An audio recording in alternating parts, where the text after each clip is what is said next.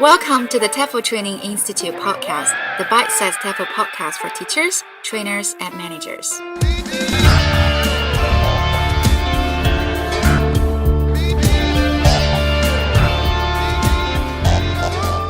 Hello, everyone.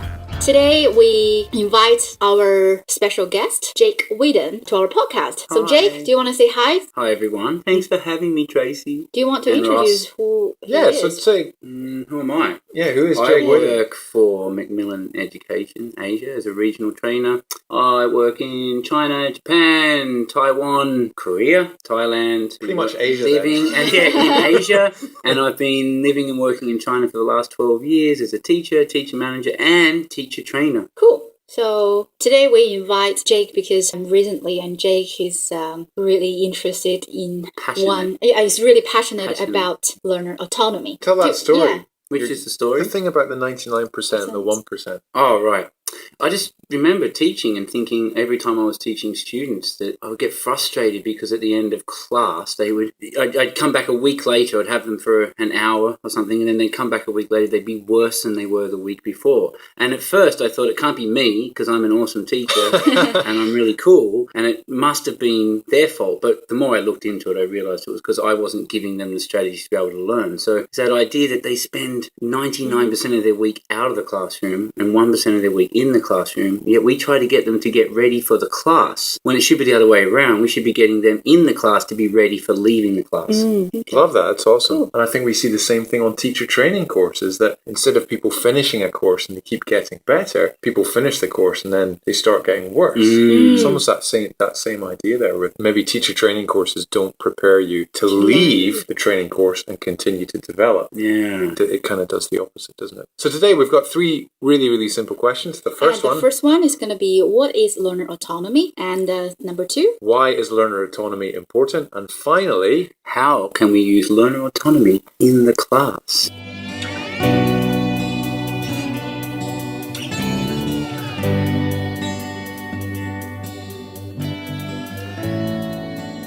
Okay, so our first question is, what is learner autonomy? I think there are a lot of different definitions going on recently talking about this. So, Jake, what's your definition of learner autonomy? The one I really like is that the student can take control of their own learning. And the reason I like that one is because it's not about the student is completely in control of their own learning or they're totally responsible for their learning. I'm sure that in that definition, the teacher still, have some sort of role and to support the learners. Maybe support, but more about the idea of giving them the opportunities to learn and showing them how to learn, and making them aware of when they did learn. And I think that's the thing that we miss in most classes. We're not making students aware of their own learning. It's well done, you got 99% in that test, but why did you get 99% in this test and only got 70% in that test? What did you do differently that made you do better in this test or in this activity or in this task? And make them aware of the process to get there, because then hopefully they can be aware of those processes and leave the classroom and continue with those processes.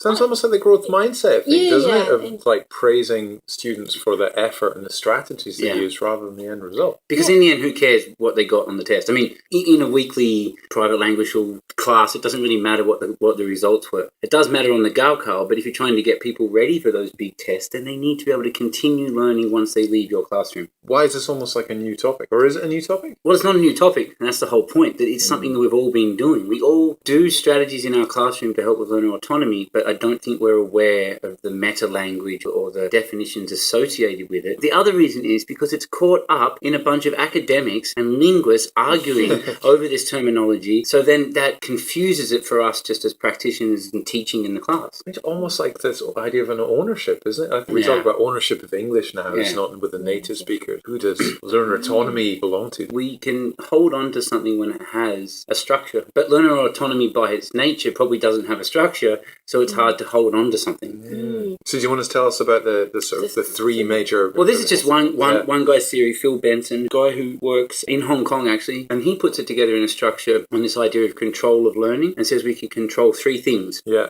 We can control the behavior of the student, the psychology of the student, and the situation that they're learning in. So behavior is things like, what are their learning strategies? What are their thinking skills? Are they able to take notes? Can they do self-assessment? Are they aware of how well they would do in a test? That's a really big one. Like you can say to a student before a test, what do you think you'll get in this test? To make them aware of what they're doing in their behavior to do well at that test. Right. And that's something we can change. We can change behavior. And this can be something really, really simple, like maybe from the beginning and where the students were, and at the end of the class where they are, and they can see the gap and how much they make progress. And the key is making them aware, like saying to them, well done, you took notes today. Did you do better at that writing because you took notes? Yes, I did. I've just given you a learning strategy, which is a behavior. So you change behavior. The next one is psychology, and I think that's something that people do really well at. Psychology is that idea of how do you motivate? How do you lower affective filter? Are you aware of their cultural background? Just that simple idea. The more you cater to the psychology of the student to lower those affective filters and motivate them, the more you're giving control over the feeling they're having while they're learning. But actually, most teachers do pretty well at this. They're good at motivating. They're good at encouraging. They're good at getting people to feel relaxed in class. I mean, not in those old school classes where they hit you if you don't do well, but in an average language school, teachers are great at that. The last one, though, is the learning situation. So things like, what does the classroom look like? What is the timetable or the schedule of the school? How often do they come? What textbooks are they using? What curriculum? And the big one, government policy. What's the government system? What's the big testing? So in China, it would be the Gaokao. Yeah. That is very hard to change. They're the hardest ones to change, that controlling the learning situation or the learning environment. There are some things you can change, though. I mean, you can change how your classroom looks, or you can change the seating patterns. You can get students to do activities in and out of the classroom to make them aware of that. But it is hard to change the schedule of when they're going to learn. You know, I've seen 5-year-olds come at 7:45 on a Wednesday night to study for an hour. That control that they have over them just immediately eliminates any chance of learning, because it's 7:45 and I'm 5 years old. Yeah. So they're the big ones: behavior, psychology, and situation. Great.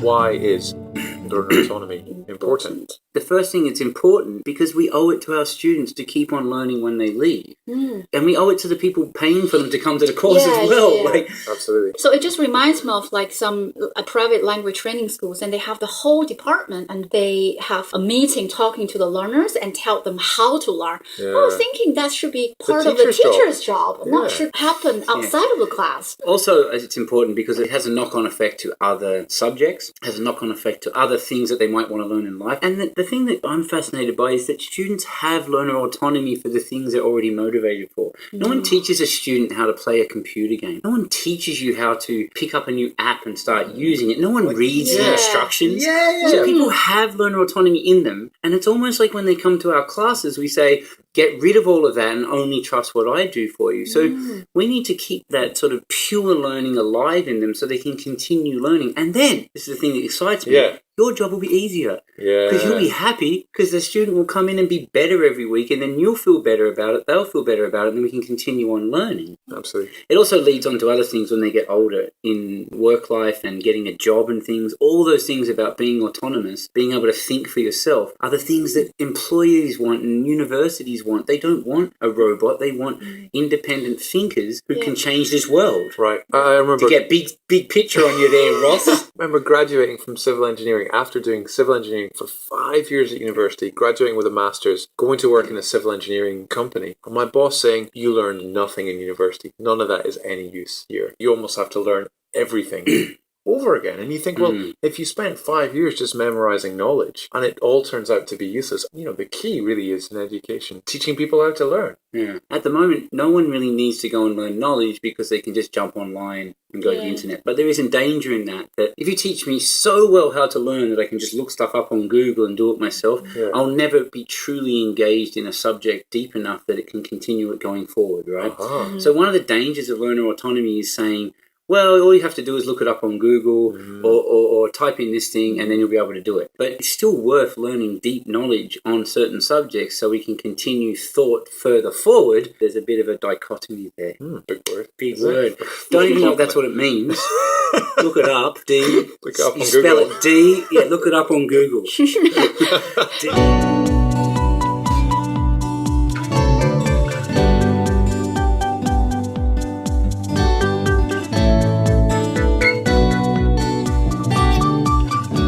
let's move on to talk about how can we incorporate learner autonomy into our classes. Jake? You already are. And I think great. that's the key. The idea is it's just making you more aware that you are. And the more aware you are, the more you can make your students aware. Because a student can't be aware of what they're doing unless they have the language to be able to discuss what they're doing. Almost like this George Orwell thing. If Yeah. you get rid of the word freedom from the dictionary, then people won't understand what freedom is. But then the flip of that, whatever it was. And the flip of that is, teaching the words for learner autonomy. So we'll come back to that in a second about this idea of meta language. But the thing is, you already are. All these little things you're doing, setting a context in class, which you all do. You set a context. We know we should do that.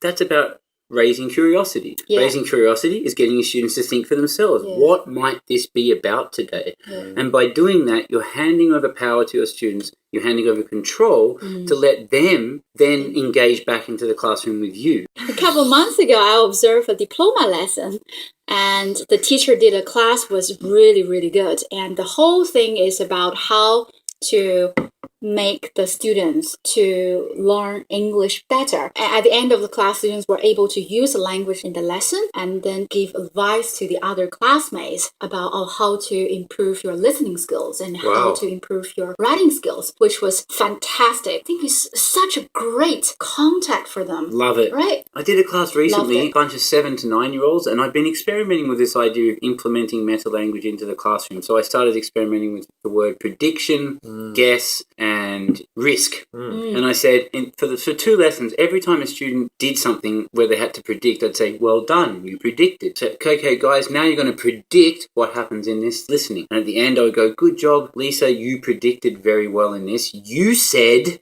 And I would give an exact example of what they predicted, right? Wow. So what happened was the other 8 or 9 students started to pick up this idea of prediction. And then at the end of class, I would say, it's called a ticket out the door.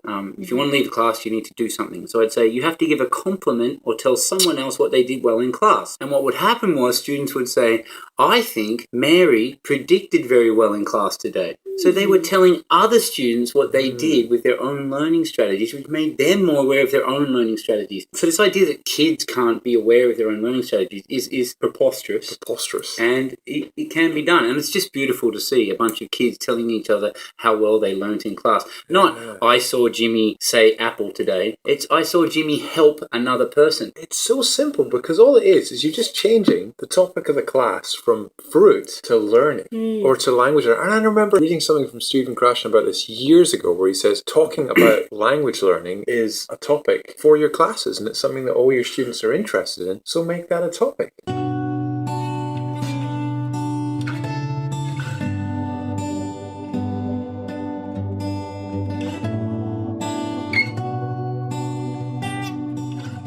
We want to include learner autonomy for our students, but publishers and schools, if they truly make their students autonomous, it means that the students don't have to come back. So, and that scares people. I think that scares language schools, it scares publishers, because the more I give you the skills to learn on your own, the less you'll need me. And the less I need you, the less I'm going to give you money. It's almost a bit like this thing I read about Crocs, these companies that make great quality products and sold them. So, for example, Crocs. Crocs are shoes, by the way. Yeah. If anyone's, like, he's not talking about crocodiles, the animal. He's talking about Crocs, shoes for wet weather that you put on your feet. So apparently Crocs made all these shoes. They were amazing quality. Everyone went out and bought a pair. And they didn't break. So they didn't get any more sales. And it was this huge big problem for them. And they had to diversify and make other products so that they could sell other things. But it's almost like this learner autonomy thing. Exactly, that schools and that's the only... reality in all education. We've been harping on with the same product for the last 150 years. And it's time to change. Nothing's changed in language teaching since the 60s. Nothing. It's the same communicative stuff, standing in classroom doing the same thing. And if we don't change, the end user has already overtaken the academics. I'm out. Bye. Bye, everyone.